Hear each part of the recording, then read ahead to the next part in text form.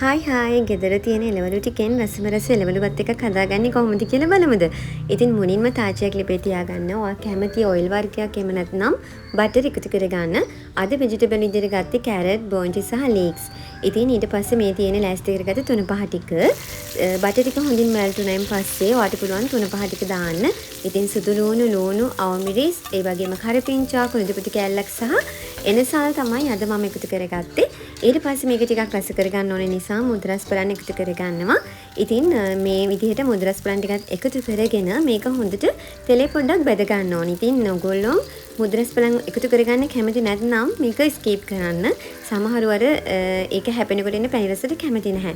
ඊට පස්සේ ඔයාට පුළුවන් තුන පහ එකතු කරගන්න. තුන පහ විදිහට මම එකතු කරගත්තේ කහ කුඩු ඒ වගේම කෑලි මිරිස් සහ ගම්මිරිස් කුඩු. ඉතින් මේ ටික හොඳට පොඩ්ඩක් බැදෙනකොට ඔයාට පුළුවන් කැමති නම් ග්‍රීන් පීස් එකතු කරගන්න.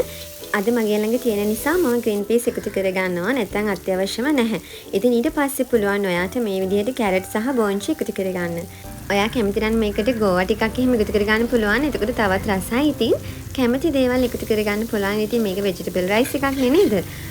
අපි ගණන්තෙන් වැඩි වෙජිටබල් ටික මේ විදිහට එකතු කරගෙන අපි අන්තිමට තමයි ලීක්ස් එකතු කරගන්නේ. ඉතින් දැන් ඔයාගේ රස පරිදි ලුණු එකතු කරගන්න.